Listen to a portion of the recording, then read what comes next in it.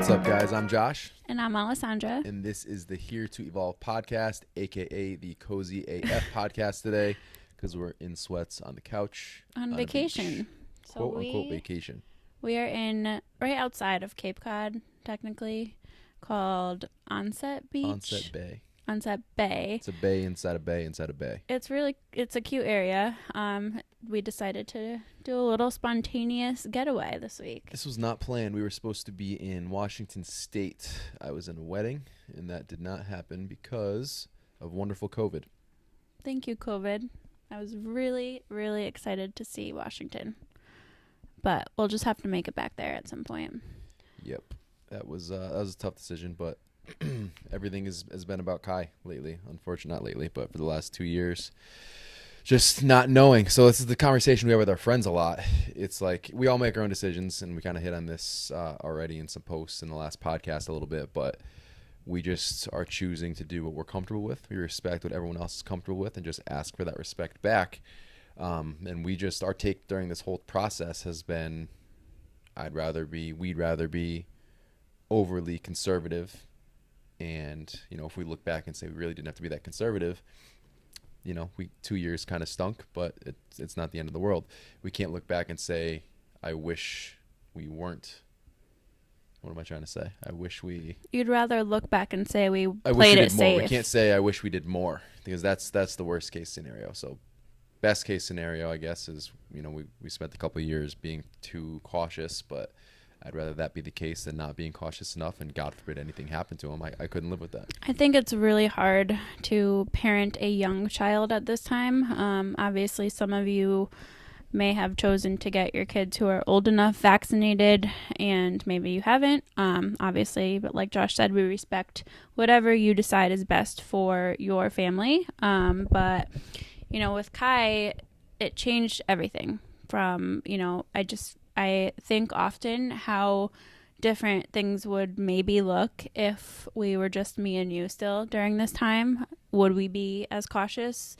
Maybe, just because of your health issues, but maybe not. And I think that just having him, it's really just something that has been a no-brainer for us. As much as it sucked, we've had many conversations about different things that have come up and saying no to many things that have come up, because it all comes back around to Kai. So every single thing. And it's, initially we felt bad. We'd apologize for everything, but it's gotten to this point where it's like, I'm not sorry anymore. Like, you understand where our stance is. Again, we respect you. Please respect us. And I think most people do. They do get that at this point. Yeah, it's a tricky thing to navigate, as I'm sure many of you can relate right now. I mean, it's constant. There's something new every single week to make a decision about, and yet we're 2 years into this, and we still don't know anything about anything, which is, it just goes back to, if we know nothing, we're going to take it easy, unfortunately. So we're playing it safe. That's kind of the direction that we've gone. But, doing this trip specifically was a little bit anxious for me, not because of COVID, but because we haven't traveled with Kai since before COVID. And I think he was 4 months. We went to Vermont for like 3 days or 2 days. I don't even remember that trip, so I can't even. So that was like the last time we traveled with him. And for other parents. Oh, Zach's house. Yes. Oh, Zach's haunted house. Josh's brother, Zach, booked this house in Vermont. I don't even remember where it was. It was in Vermont, so we didn't really think about the timeline. We had to be back the next day. The next afternoon, so we had to leave in the morning, and it was 4 hours away, which anytime we go to Vermont, it's always 2.5 hours. So I didn't look at the location.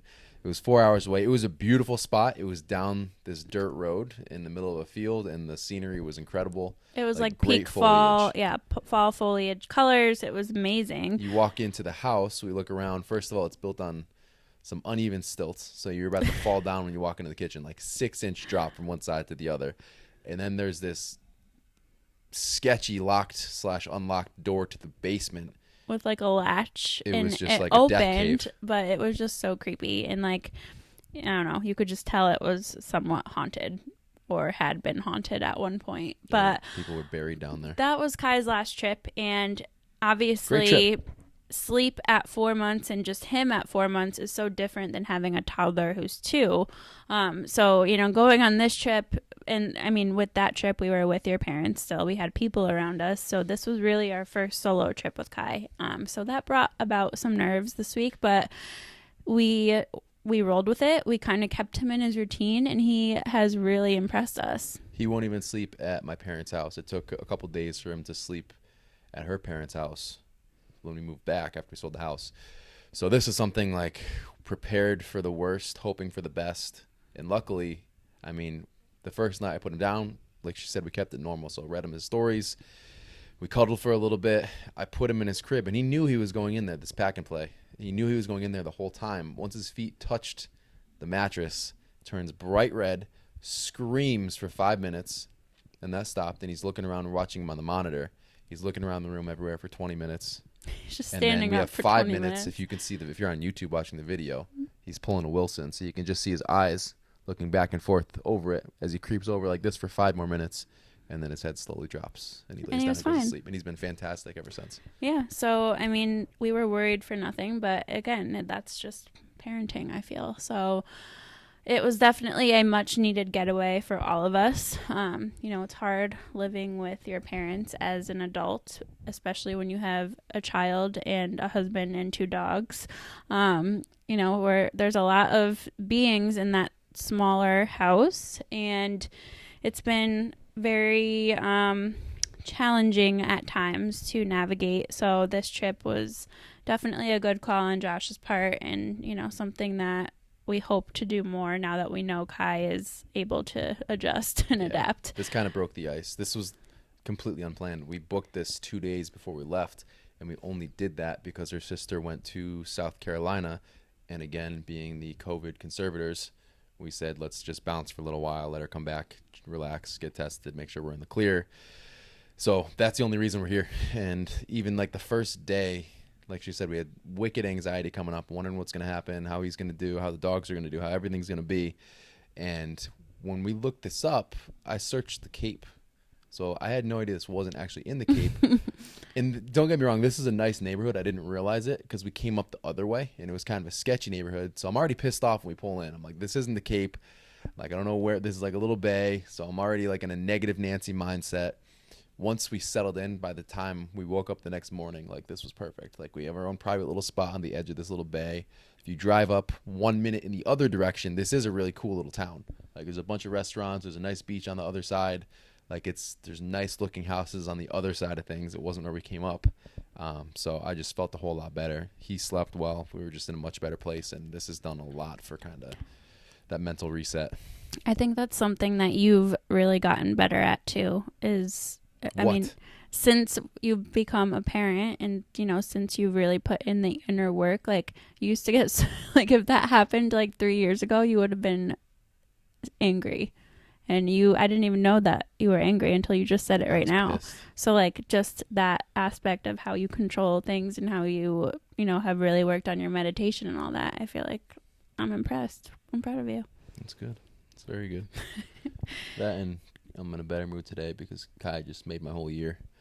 Cal sneezed early this morning, and we're sleeping in the same room because the king size mattress is in this one room. The other bedroom is like a weird room that doesn't have any real space because there's a bed and then a ladder to go up to the loft.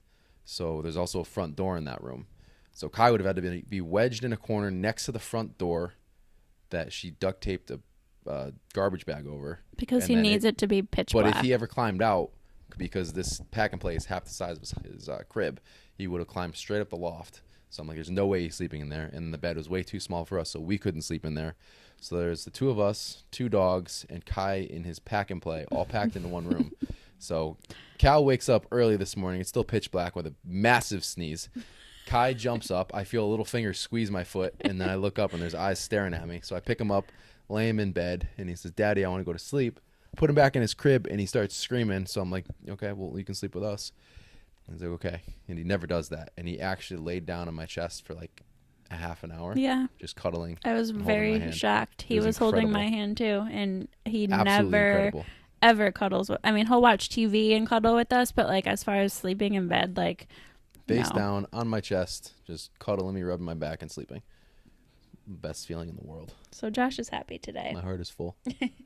So that was a big tangent I wasn't expecting us to go I on. don't remember what we were talking about. But this episode, we really just sort of wanted to talk about, navigating parenting during the pandemic and really just how we've been navigating parenting in general, with some tips and sharing some things with you guys too. But why don't we Kind of paint a backstory. Yeah, let's do that. April, we sold our house. We were supposed to be moving into the house we're building in August. That was the plan. That got pushed back to what's currently December, and who knows what it's actually going to be. But sold the house. Plan was to do some traveling because COVID wasn't taking off. It was actually coming down, so we thought it'd be fine and easy and fun. We moved back, quote unquote, to her parents' house. Again, that was just going to be our sleep pad while we traveled around and did some things. That's not happening. There is her parents, her sister, the two of us, Kai, and 3 dogs under one roof. And it is chaotic. Very chaotic. And, we kind of assumed that it would be. And at first, I was open to it. Good chaos, let me clarify that, but chaos nonetheless. Yes, we're very grateful. I don't want this to come off the wrong way whatsoever. We are super grateful we even have that as an option. And, it's just something that, again, like I mentioned earlier in this episode, you don't think you're going to move back in with your parents as a mom and as an adult.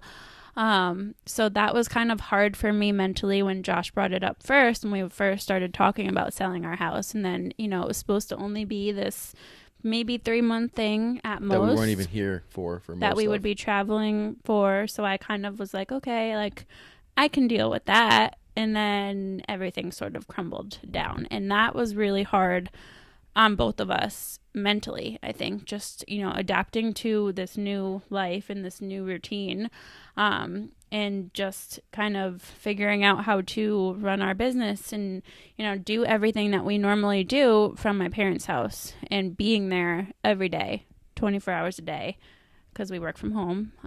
There's just no alone time. So there's no mental reprieve. And then, we'll talk about this in a second, but it's like, we'll talk about our struggles, but the biggest struggle that I have, and I think that you have as well, is living life 2 hours at a time. So we can kind of hit on that, but it's like we have very minimal help. Like everyone's working, we're home with their parents, but everyone still has their jobs. Everyone's still doing stuff. It's a constant just whirlwind throughout the day. You open your eyes and it's 8 o'clock at night.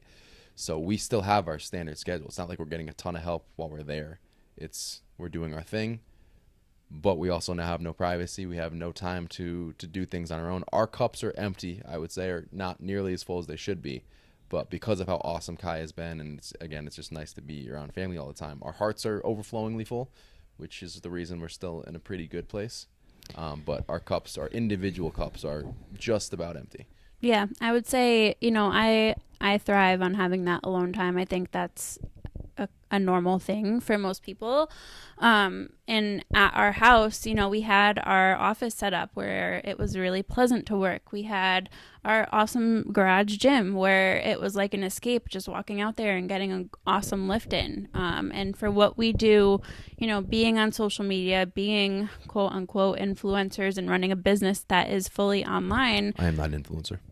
You're an influencer, whether you like to admit it or not. But, being that, you feel this pressure sort of to show up in a certain way. And, I love creating content. I love taking photos. I love taking videos. It was something that is really a hobby for me, and I would do whether or not I had a following. And it was much easier to do that when we lived in the country. It was just enjoyable, and it was an outlet, and we don't have that here.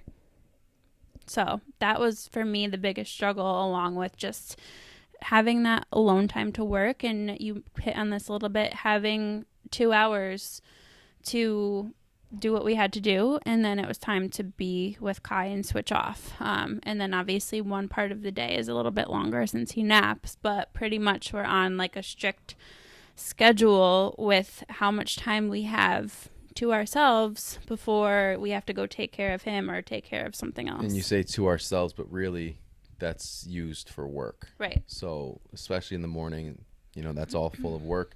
Get a quick lift in, and then the evening is finishing up work or getting that lift in. So it's not like time where you can just sit down and read or go do something.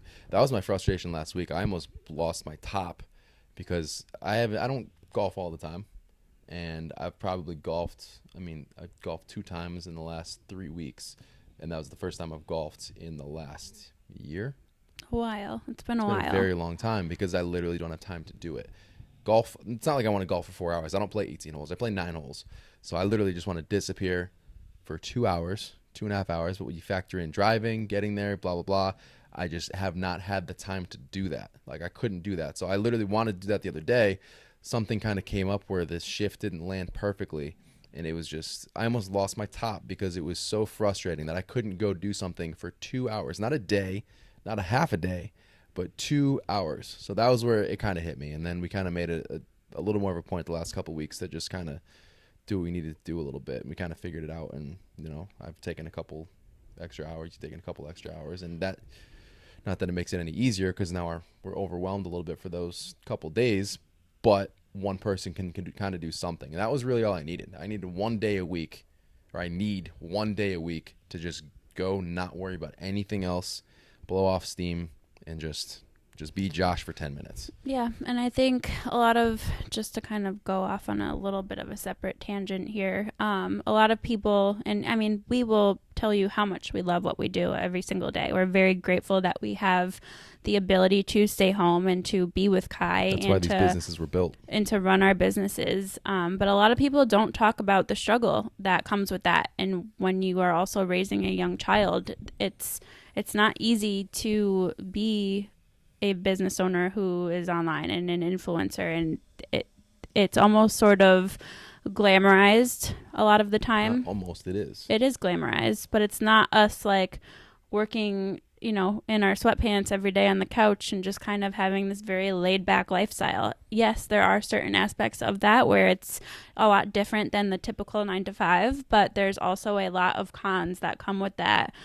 So there are pros and cons to anything that you do. We have just really chosen to embrace this life because it fills us up in so many ways under normal circumstances. Andy Frisella has a pretty funny metaphor for it. He's like, you're either an entrepreneur or you just like playing business. So if you're the person who kind of goes to Starbucks, gets your fancy coffee, and then, you know, scrolls through social media on your phone or your computer for a couple hours, oh, I'm an entrepreneur, you're just playing business.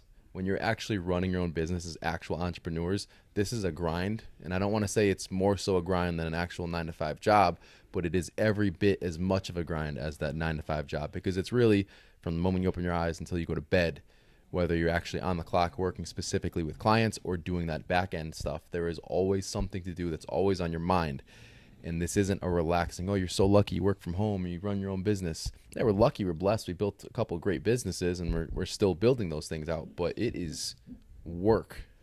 And I think it's something, you know, that obviously we have the flexibility to, but at the same time, you're always on. I mean, whether you realize it or not, and whether you have great boundaries and great setups or not, like I go to bed still thinking about our business. I'm working in the car on something. There's always something to work on, and you have to be really smart about setting those boundaries. And that's why we love that Kai sort of does force us away from that and allows us to really be mindful with him, because that's really the only time that I'm not thinking about our business is when I'm with him. He makes it so easy. Like, he's so fun right now, and like if he was difficult, you know, obviously we're gonna love him either way, but he is so easy, he is so fun, and every second that you're with him is a joy. Like, that is why our hearts are so full. If he wasn't like this, we would be broken right now. Yeah. But the kid is so, as long as you're playing with him and you're paying attention to him, if you're on your phone or your computer, he's gonna beat your ass. He will say, put your phone down. Put your phone down, he'll take it, he'll throw it, he'll smack it, he'll laugh,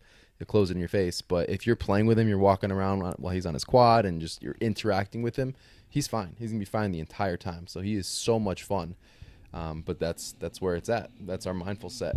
And that's that's where we've been struggling in regard to this structure, but it's also been a blessing. So we talk a lot about parenting and shifts, and that structure, just the power of structure and organization, is an absolute game changer. So, you know, we're stuck on time right now. We have very limited help, but the plus on that is, you know, you have X amount of time to get your shit done. And that has been, it just changes everything, because you're not wondering when you can do X, Y, and Z. Oh, am I going to be up until 11, 12 o'clock at night? Like, what's going to happen? This is your time frame. This is what you have to do.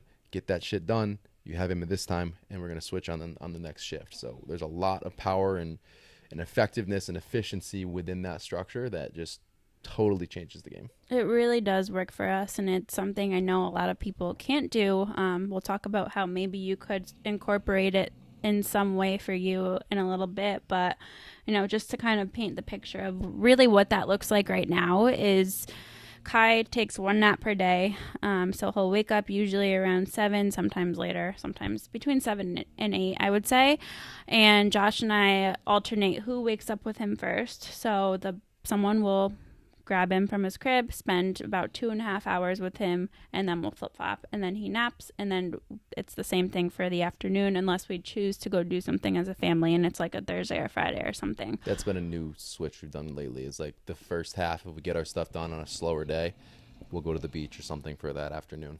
Yeah, so we do that, and that's really how it's been since he's been little. Obviously, when he was younger, he was doing 2 naps and 3 naps, and we had it set up a little bit different.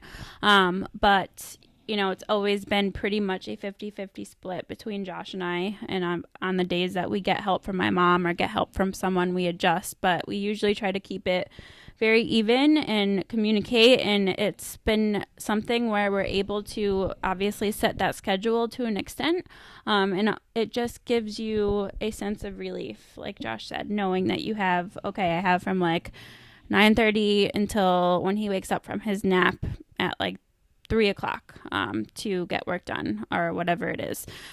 So it's just nice knowing that you have a set chunk of time, give or take, to really do what you need to do. And like Josh said, again, for us, that is usually work, but it just brings a lot of peace and structure. And really, I don't know how we would just go with the flow and just kind of toss him back. Like, it just would not work for us to kind of have everybody on all at once. Because it goes back to, I've had him longer the last 3 days. What are you, like, you just yeah, build you up start resent. you resent, and you start to bicker, and you start to argue and count every little thing that you did with him or didn't do. And it just, there are definitely still times where that sometimes will happen, whether when it's that line gets blurry with the dog or when that boundary is just not clear, and I can immediately tell.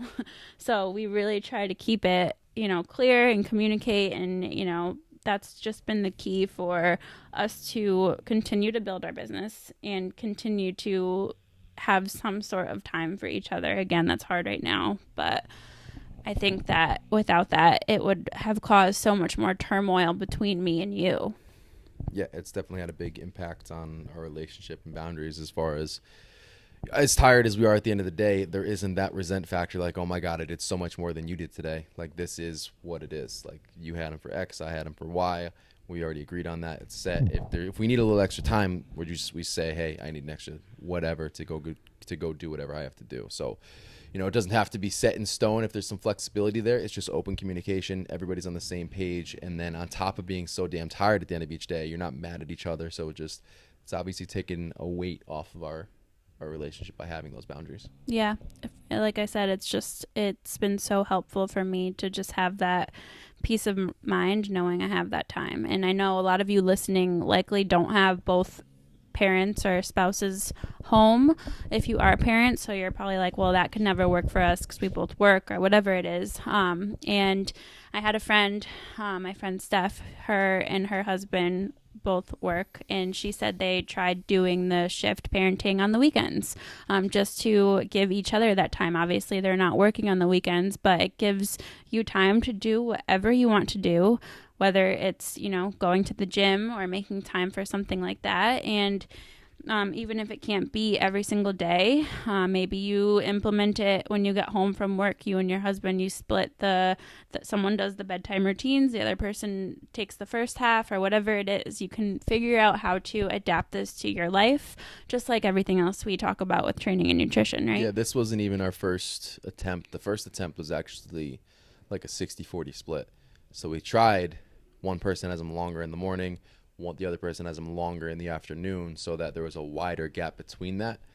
But I think there was just a point where we got too burnt out for that to even work anymore. So whether we got stuck with a longer shift and then a ton of work at the end of the day, or it was just a tough day with Kai. This is when he was younger, so he had some stretches where he was very tiring. But it didn't work. And then as soon as we switched to that 50-50 for both sides of things, it made it way better. Yeah, and I think this is something we'll continue to do with any future kids that we have. Obviously, Kai will eventually go to school, and that will shift things. Homeschool. Yeah, okay, because we have time to homeschool while running 2 businesses. But not, I mean, if we could do it. That's not even COVID. I just want him home with me all day. But, you know, it's something that's always going to sort of evolve with our life. But it's something, you know, it just comes back to those boundaries and back to communicating with your partner and figuring out how you can set your life up in a way that allows you to focus on your health, focus on the things that are important to you, and obviously have that mindful time with your kids. Those are the 3 most important things. I agree. So I hope you guys were able to take something from that very kind of all over the place episode, but It's parenting through COVID-19. Parenting through COVID. Parenting, living. Something we never thought time. we would have to do, but we're all just doing our best. And I think it all comes back to that, is just figuring out the best way you can do this. And just like we talk about with everything health related, it's just everybody's path and everybody's plan is going to look a little bit different, but you have to kind of experiment to figure out what's going to work in this phase of life to get you to your goal or to your success or to fill your cup or whatever your goal, quote unquote, is. So I guess we'll leave you with that unless you have anything else. Nope, I'm going to go sit by this window and watch the rainy beach for the day. Well, thank you guys for tuning in to another podcast episode. You can follow me at Alessandra Skutnik. I'm at Josh Skutnik. The business is at SD Evolution. There's no Here to Evolve page. This is all going to kind of siphon through SD Evolution. What YouTube is this going through? It is on our SD Evolution YouTube channel also. So if you want the video version, you can check it out there and see us sitting on our very comfy couch with the snoring dogs that hopefully you cannot hear. I got loud there for about 10 minutes. Thank you guys for tuning in, and we will catch you in the next episode. Later.